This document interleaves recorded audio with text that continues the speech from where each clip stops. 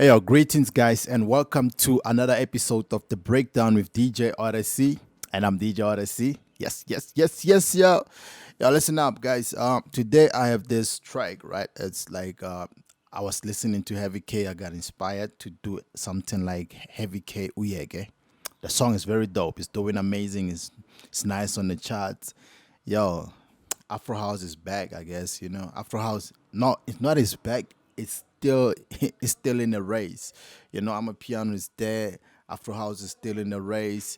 And then what else? So we still have things like Afrotech doing their thing, and then yeah, guys. So it's one of those. So Afrotech, Afrohouse. So let's do. I'll play you something, a little bit of how it actually sounds a little bit. So it sounds a little bit like this.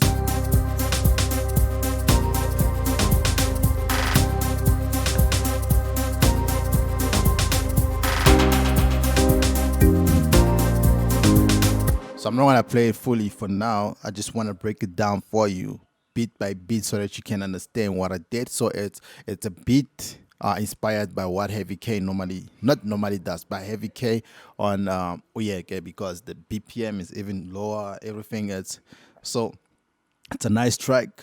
All in all, it's a very dope song, and I'm impressed. Like, Heavy K is one of the greatest producers we have in South Africa. Basically, the guy has hits on hits on hits on hits. Like, yo. So yeah, so it's just inspiration there and there and then. So let's break it down. So the first pattern that I had to do was the kick, right? Let's close a little bit of these, and then guys, I like to see my things. Yeah, I like it like that. So yeah, so the first pattern was a kick. I was using a bigger screen, so now I'm back on my laptop, so that's why everything is still not sitting well. So we'll work with it. We'll work with it. So the first thing was a kick. As usual, from my Afrohouse sample pack. So I used kick number 3, and then let's get into the song mode. But let's put it where, yeah, I think everything is here actually. So yeah, so the kick, and it sounds like this. Okay, my bad. It's the kick.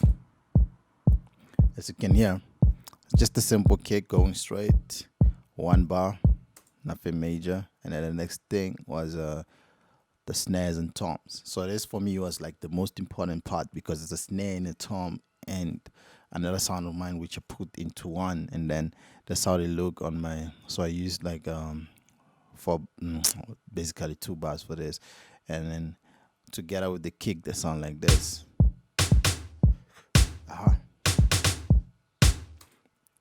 So I'll take out the tom and the snare, and I'll play this hit. It's in my sample pack. You'll find it. Already has that feel, and then you just add a tom. So now you have some lows. You have some lows on the track, and then after that you put like a snare just to make it punchier. You hear? So yeah, that's what I added. So the next pattern that I added was a hat. So it's 2 types of hats inside this. So the other hat is just going in between. It goes like this. And then I added this hat as well. So let me play this as a pattern. So the trick with the second hat is there's a feet here. It's still on 3 here. And then 4 echoes, whatever. And then so it gives you that. So without, it's just straight, right? And then you add these, you feed it a little. And it sounds amazing. It sounds good. So I guess it's synced. Everything sounds like it's synced well, and then you're good, you're dope. And then the next pattern was I actually added a shaker. Let's add the shaker loop. So we are here.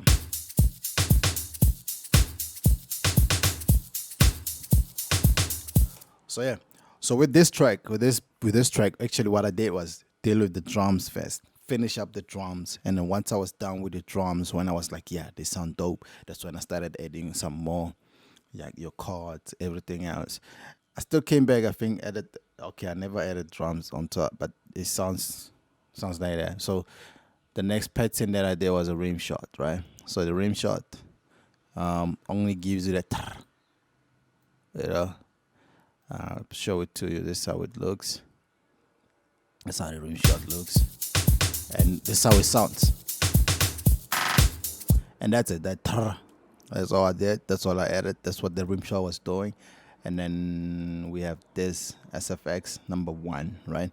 So we have 2 types of SFXs into this. So the first one sounded like this. It's this one. So it's that one with that. It also has the tr in it. Let me show it to you, and then I'll play it alone. Sounds like this. So it's just that tr, and then they all go to my SFX channel 11. Let me do this. I want to make sure that the mixer is sitting well. As you guys can see, I was using a bigger screen, and I like my mixer smaller, like this way, you know. But I want to see things. So it's on my SFX channel. This way I can move out from this to this without me closing anything. So my SFX channel, just a reverb on it, and then the other trick was to get into the rim shot, right? To the rim shot here, you see this, and this is the settings part, the functions part, and then you use the feed to increase it. But here, instead of being at 3, it's on 1. So you put it on 1 so that it can be like, it could be faster.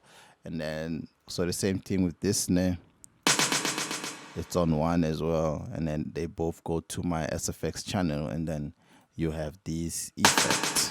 So I put 2 sounds to actually get that sound, and then it's a rim and a snare, and then it sounds like this. So the trick was, now I have to put something else that's gonna hit as well after this SFX. So I guess I put another SFX, and then it sounds like this. After this one comes another one. As you can hear, is what AVK actually likes to do. So this one sounds like it's a timbal and a rim shot, and then pattern mode. That's how it sounds. Same mentality as the first ones. Feet 1, and then you have that type of effect. They both go to my SFX channel. I hope it makes sense. I'm trying to break this down as fast as I can and not talk too much about other things, you know. And then the next pattern that I used was the chords, right? The chords. So you find the chords. These are the chords. And then I'll come back here. But they're not chords like your piano or anything. So I used a plug in this case. I'll play it just alone. Like here, it's just the plug.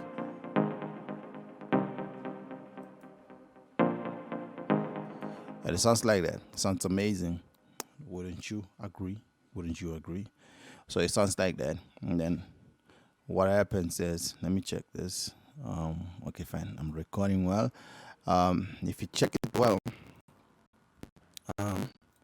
let's play this together.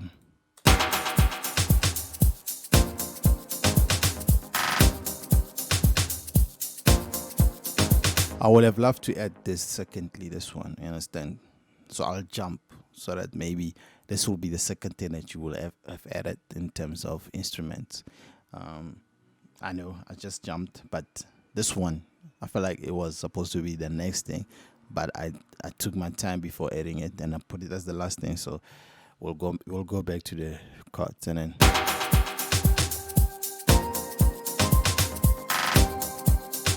so you can get like a higher note into whatever that you were playing. And then what I used on this one was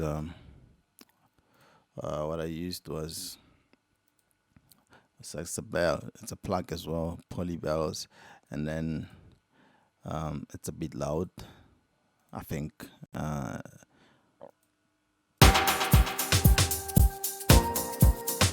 I called it a synth, or I just put it in my synth channel because I didn't have space somewhere else.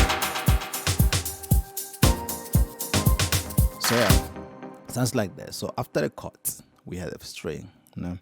So the string is what drives the song as well. It's one of the most important things. It drives the song because at the intro is what you're hearing, and then it goes throughout the whole song most of the time.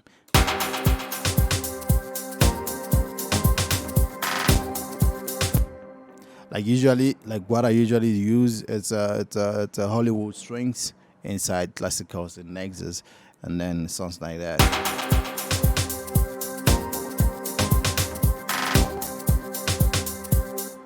Yeah, and it goes straight like that. It's just the fifth. It's just the fifth of this. It's here, so I took it an octave lower, so they can become here. So that's what I did. I know it's the fifth. So now it's a fourth of my note, but down, And then the next pattern was a pat, and like I said, I'm inspired by Heavy K to make this one. And you can hear it sounds a little bit more like Uyeke. Uyeke. Tande, yeah. Let's play as a pattern. So I used the expand, and it's just a pad. It's called Siberia, and there's these two pads in it, and then so it uses the same chords as the first chords, but I took out the low notes, the root notes.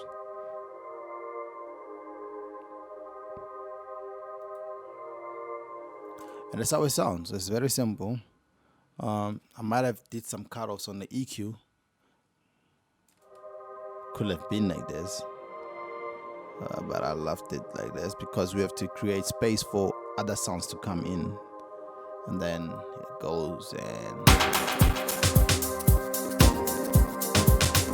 okay. Here, like we're starting to have some glitches, and then let's reduce this. And then let's go into the audio. I'll create this and make sure that it's at the highest buffer, whatever buffer length, and then so that we don't have the same problems, And then let's play this.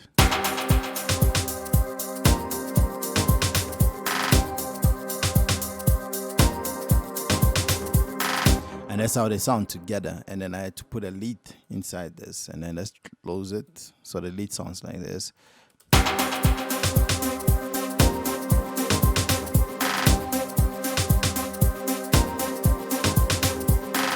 So yeah, it's just the lead. I just went into Nexus and chose a lead, and then it worked for me. It's not like my favorite lead or anything. I just put it in, and it sounded nice. And then I couldn't complain. I just like, this is the one.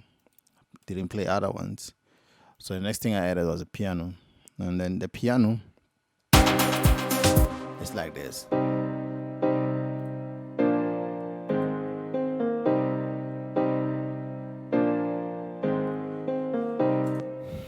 It's a nice piano, and then I think I would have loved to cut off some highs on top, some lows. More lows down,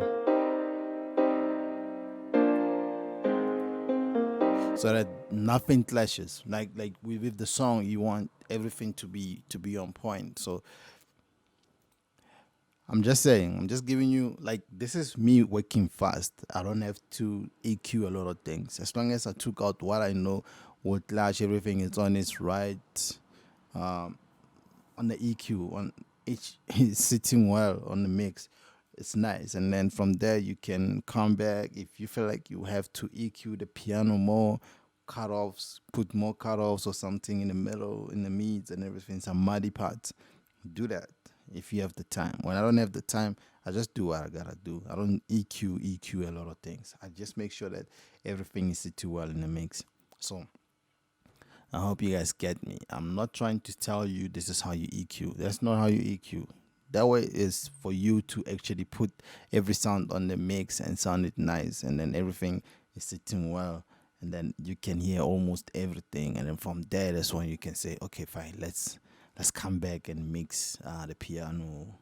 Maybe I need this part out, not out, but I need to do some cuddles. So yeah, maybe you might wanna boost some things. So yeah, boosting is also nice if you know what you're boosting though. So yeah, the next thing was these marimba sounds, right? So the marimbas, I got them on purity. It's a karimba, and on purity, and then sounds like this, like this.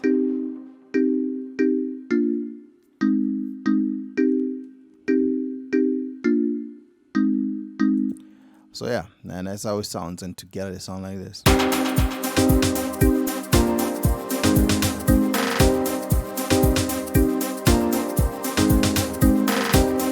And then the next thing was to add the face bass line, and then it sounded like this.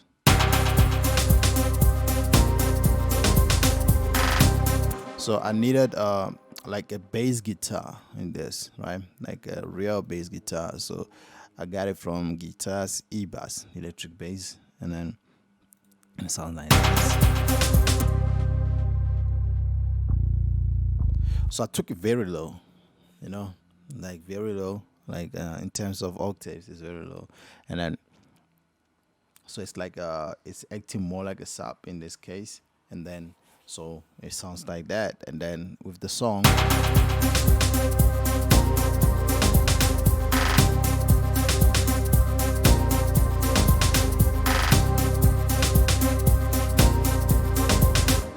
Okay, guys, my recorder here is telling me that I've overused the size. I should have deleted some other things inside the camera anyway.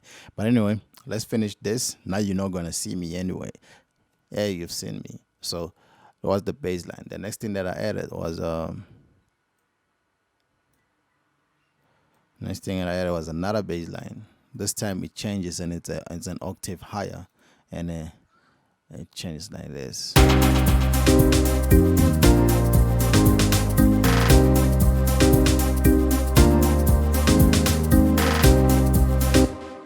And yeah, and that kind of sums up everything. And then the song is there, and then yeah, that's the full song. There's nothing else to say. And then yeah, I hope you guys like what I just did today. And then if it helps you out somehow, let me know. If there's something else that you don't understand, write it on the description there, on the comment section right there. And then thank you very much for watching, and I'm just gonna play this, and then I hope you have subscribed. If you're new, subscribe, hit the notification button. Let's be the notification gang. Signing out. My name is DJ Odyccy. Let's play this.